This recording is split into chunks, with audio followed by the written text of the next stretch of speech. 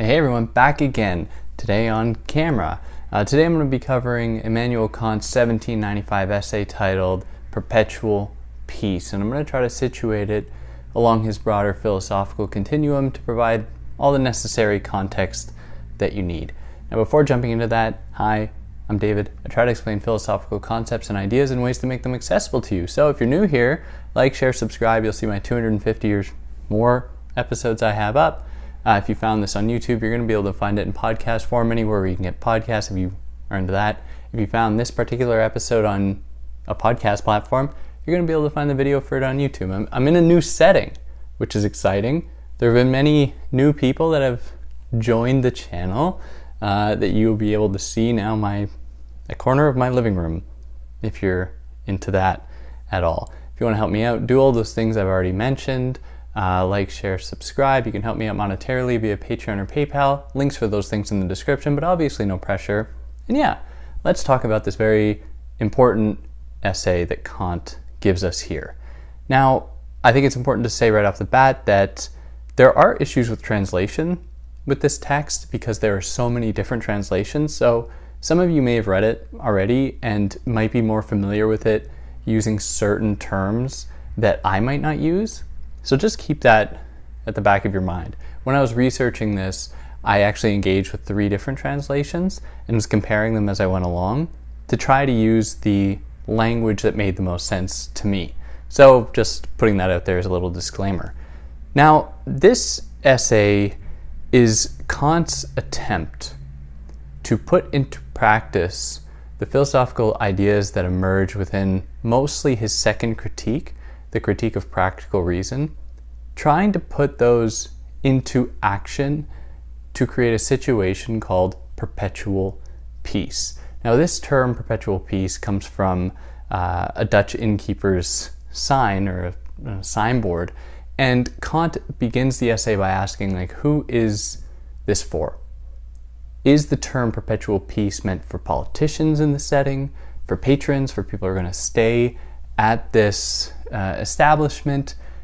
And that then demands or encourages us to ask, who will contribute to this project of perpetual peace? Is it something to be conducted by politicians, by other rulers, by citizens? And this is a tension that kind of runs throughout the course of the essay. It's not necessarily totally clear as to how it will come about, as to who will enact it.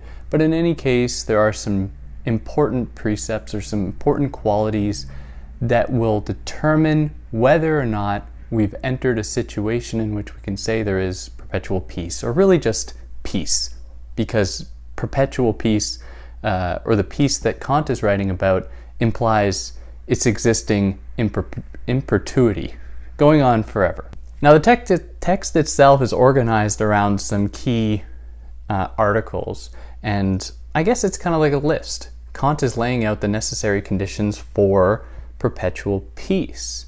Now, in order to run through this, I'm going to go through it quite methodically and systematically, and so in doing that, I'm going to cover section 1, section 2, and the 2 supplements, and then I'm going to give a little bit of attention to the appendices at the end, but not really too much. So I'm just going to focus on the core essay here.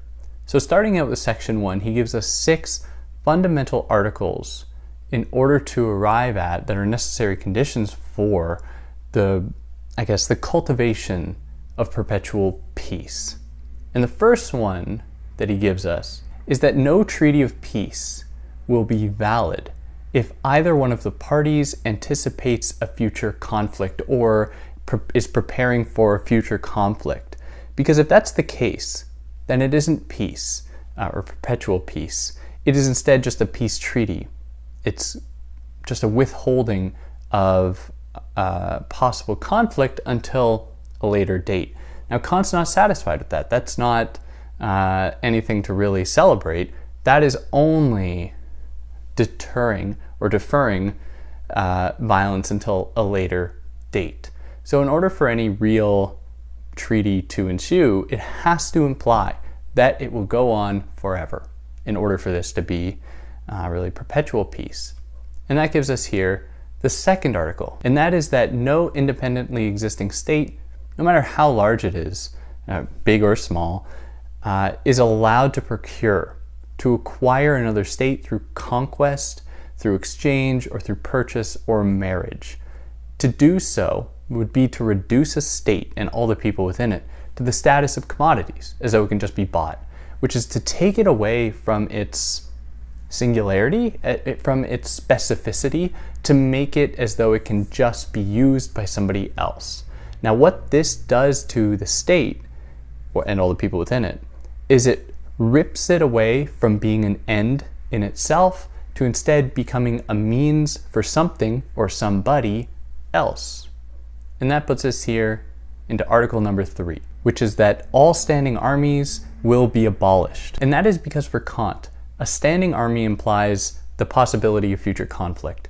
Even if there's a state that acquires a ton of power, a ton of wealth, and says, we want to mandate peace. So they say, let us amass a giant army with nuclear weapons and all other kinds of horrible things, and bully the world to not act violently towards one another. All states to act peacefully towards one another. That is not the kind of peace that Kant is vying for here. That is just global command. So the existence of the army there, even though it is an army that is fostering peace, in air quotes, ostensibly fostering peace, it does so with that possibility that there might be conflict, because otherwise the army wouldn't be necessary. Now, additionally, the existence of an army anticipates or necessitates people to be bought in order for them to enter the army or for them to be drafted.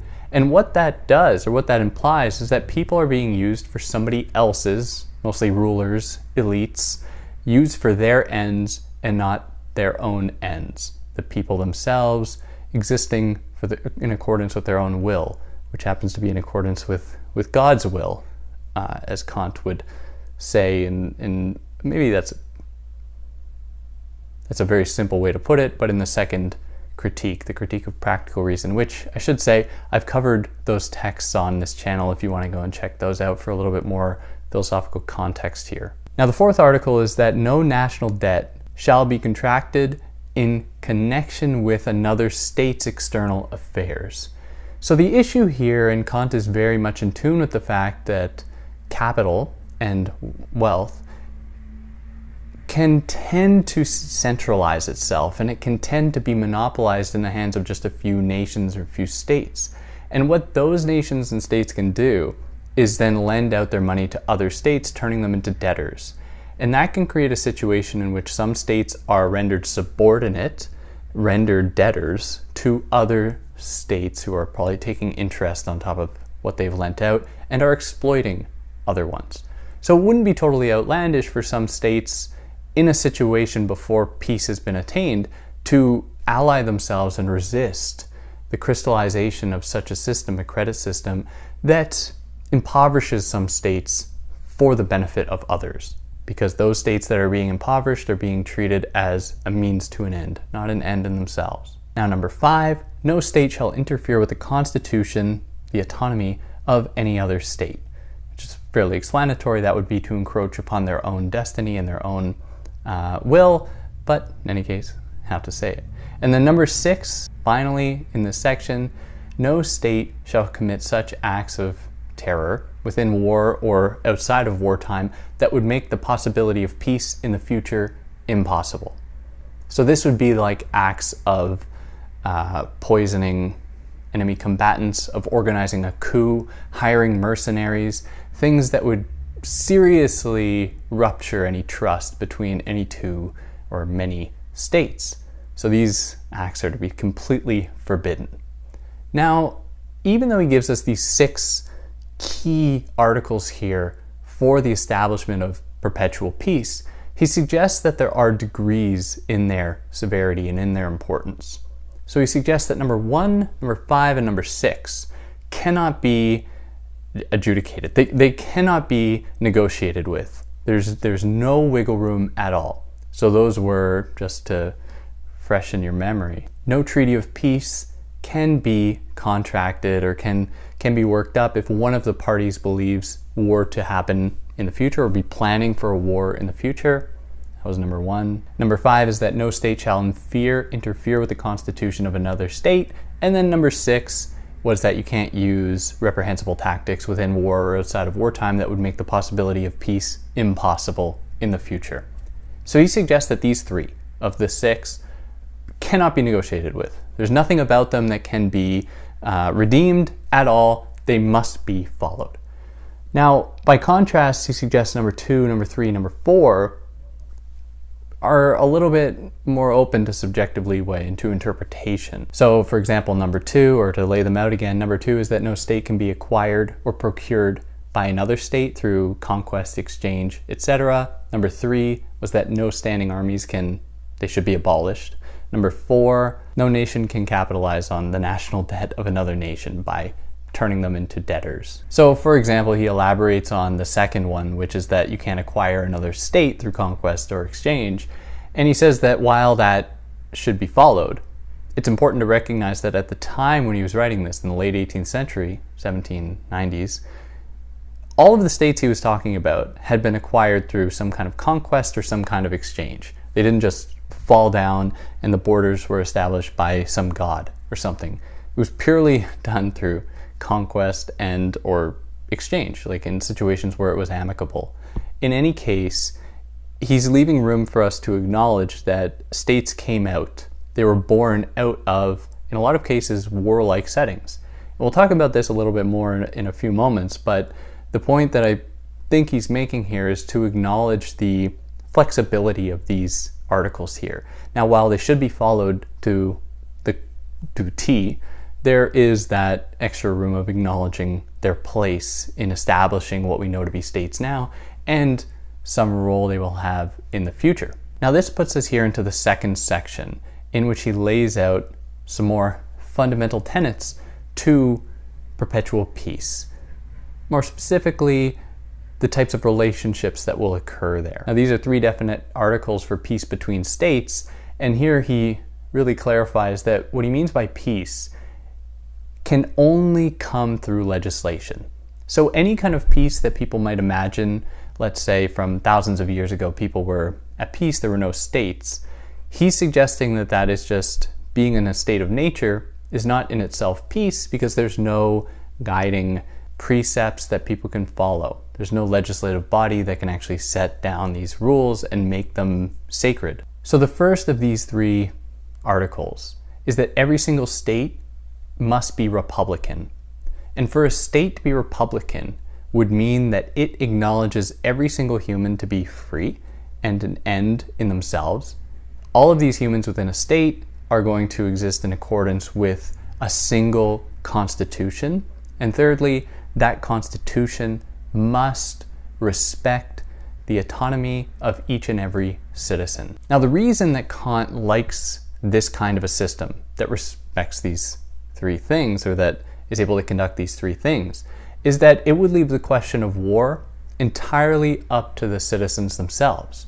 And he suggests that if that is truly the case, where it's not rulers or multinational corporations deciding what wars are going to be conducted, and it was the people who decided, what that would produce or what would happen was that people wouldn't go to war, because they would know that it's horrible in and of itself, and so they won't be persuaded through other means by propaganda or anything like that.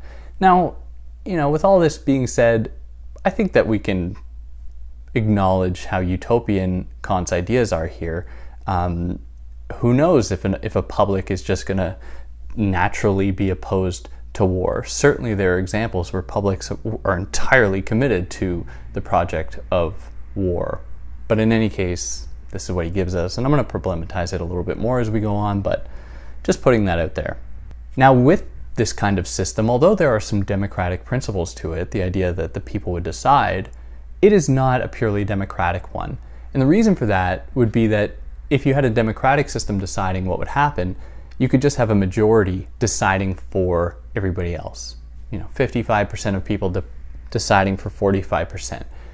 To him, that would allow any system to be led astray from the central tenets of perpetual peace. Because if one year everybody, nobody wants to follow the rules of, Article number 6 mentioned earlier, then perpetual peace is thrown out the window. To which he's saying that people should be abiding by these articles, and they are without question. They cannot be questioned. And again, here, obviously it's a little problematic, the assumption that people will just follow Kant's principles as though they are indelible, as though they cannot be questioned or challenged, or that more cannot be added. But in any case, that's what he gives us. So these republican systems are going to be ruled by a minority of people. And what I mean by that is that it is always going to try to reduce the number of people in any kind of position of authority to the absolute minimum. The point is that the people decide for the people, because the people know what's best for themselves. Now this puts us here into the second fundamental article of free states existing with one another towards perpetual peace. And that is that there should be a federation formed around an acknowledgement of free states. Now this is to respect that every single state is its own thing, with its own culture, its own history, language maybe, other central key tenets. But he's advocating that this system, maybe a League of Nations or national law that is organized around the project of perpetual peace, is going to recognize and respect these differences so long as these nations comply with the fundamental articles already laid out. So everything else, religion, language, culture, trade, all of these things can still occur without any issue, so long as there's respect for these other fundamental principles. Now he says that this is possible on a global scale because every single state does this already. Every single state has laws that dissuade people from committing violence against one another. They essentially legislate peace within their own borders. So he just extends that to a global system to say that, hey, we have this propensity not to inflict violence on other people according to various laws. Why can it not be applied to states? You can't encroach upon somebody's bodily autonomy. You can't steal from them. You can't harm them. So why can a state do that to somebody else or to another state? So the point then, he says, is that in previous systems without a legislative body to have established these laws, it wouldn't have been possible to have a global order of states cohering around a thing called perpetual peace. Now there is some racism here, and he uses certainly some derogatory language to describe quote-unquote pre-civilized people, and of course that's very problematic, and it's his Europeanness coming out, but he also condemns colonization in every single way because that is itself the act of encroaching upon other people's autonomy. So his notion of the state is not reducible to just European states in the late 18th century. It is instead, it can be extended to all people existing in any kind of community setting, because all people, really all living beings, are ends in themselves. They do not exist for something else.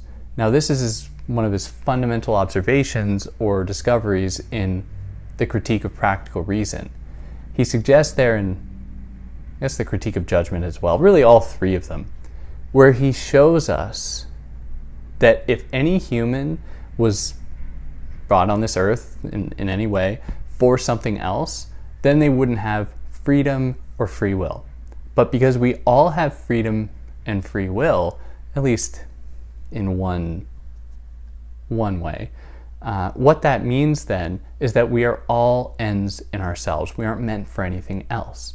Because of that, every single moral precept should be guided by an acknowledgement that myself and everybody else has their own free will and is an end in themselves. And when that is acknowledged, we can open up the door for a moral science or for understanding morality in embracing these differences that we have between us while respecting what makes us all the same, us all being individuals with freedom and existing as ends in ourselves. Now this also happens to dovetail with his idea of the categorical imperative To put it really simply, the categorical imperative is the idea that you act in such a way so that any one of your actions could ostensibly be construed as a universal law. So you act in such a way so that every one of your actions corresponds with the potential that they are or could be a universal law that everybody would follow. And it is that very propensity that we can even do that to say whether a thing, an action, an act is right or wrong, that we are moral beings with a propensity for, I'll just use a big term, for justice, for morality, and therefore we have the ability to choose and decide what is best for ourselves. And that means that we are ends in ourselves, and that should be respected. Now that puts us here into the third article of all of these states in a situation of perpetual peace. And that is that the law of world citizenship, or worldly cosmopolitanism, depending on the translation that you use, shall be limited to conditions of universal hospitality. So all this is to say that no one should be treated as an enemy. If a stranger arrives in your land, you treat them with respect and care like you would any one of your own people. He adds the caveat that if they actually want to stay there, they have to go through certain legislative or bureaucratic channels to make their stay permanent, but in any case, he just throws that out there. Now that puts us here into the first supplement to the text, and that is on the guarantee of perpetual peace. Now the guarantee of perpetual peace is given to us by nature. He says that it's really from God, but he doesn't just say that because that would just be dogmatic nonsense. It would just be to defer the problem or the difficulty of proving it to just scripture, to say that because God said it, oh, then it must be true. Kant instead goes to show, and this is again from the three critiques, that nature furnishes the possibility for perpetual peace because of nature's propensity to produce order out of disorder. And this resonates with what humans are capable of doing and experiencing in accordance with nature's natural laws, or with natural laws. So humans are born within a natural world, and we house certain faculties for grasping and engaging with that world so that it is one kind of unitary system. We don't engage with the world and exist in total fear of things because we are able to acknowledge how things work together, like in a city. And this is a very simple example. It doesn't perhaps capture the issue quite as clearly as it could, but in a city, if you're familiar with that setting, you aren't scared of the cars flying by. If you are somebody who maybe has never seen a car before, it might be a very scary thing to be near these huge pieces of metal flying down the road very quickly. However, you can get used to it quite fast, and the same thing would apply to nature, where you can be confronted with magnificently scary things like the cliff of a mountain, like mountains themselves, huge trees with huge branches that might fall on you. Now, while there is a risk that might always be present, your capacity to actually experience the world happens to resonate so fruitfully and so smoothly with the world that it complies with the fundamental ordering of that world. And we are born with that capacity to order that world that orders us.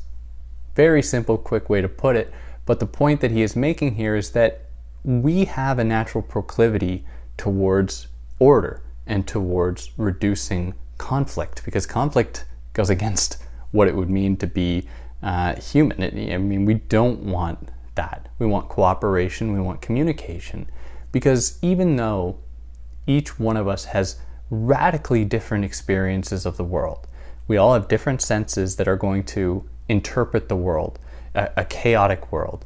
We each individually are able to make sense of it all according to its ordering principles, and we are able to communicate, to form communities, to love other people who have their own radically different experience of the world, of themselves, and of us. So even though the cards are stacked against us as humans to actually be able to form community, to form meaning, and to really find an order within the world, we can do it. And the world lends that possibility to us. So he suggests that because that is the case, we can then infer, we can then extend that potential onto how we conduct ourselves within communities, within big communities like states. Now, it's also a little bit ironic here because nature is what initially drives us apart. So nature might create conditions in which some people are going to be fighting for resources while others don't need to. A group of people living in a tropical climate might have food available for them right off of a tree, and people living in northern, maybe colder climates will have a more difficult time actually getting food. Maybe there's going to be conflict produced there. So over time, people fought and they separated, they were dispersed. And this was nature, more or less. People were acting in accordance with the kind of nature. But then it was going to be nature that was going to provide the possibility to reunite people once they have moved almost dialectically throughout the course of time through various conflicts and have developed to the point of allowing our communicative capacity and our cooperative capacity to overrule nature so that we are not just subject to an immediate need and want that will produce conflict. That puts us here into the second supplement, the secret article relating to perpetual peace. And this is kind of a silly one, but all he says here is that states can engage in secrecy if that secrecy is used to forward the project of perpetual peace. And the example he gives is that a state might not want to come out and say that it wants to pursue perpetual peace and that it doesn't know how to do it.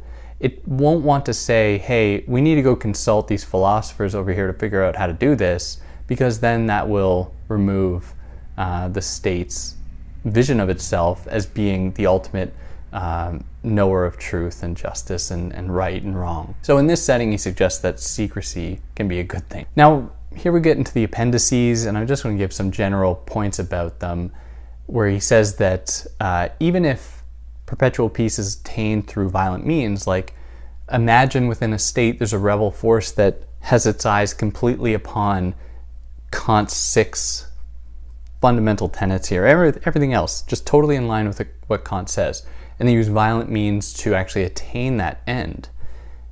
It wouldn't be totally wrong to keep using that system that they have put forward. But that doesn't mean that those rebels shouldn't be punished for what they have done, at least in accordance with a general law, in that they've conducted violence.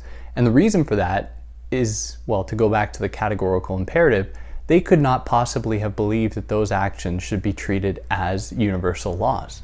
Because if that was true, the act of rebellion itself could be replicated again the next year, and have that system overturned. So if you're getting the sense in all this that Kant just really likes order and law, you're totally right. And obviously that's problematic, and I'd be curious to see what other criticisms people would have. But in any case, this is what we got.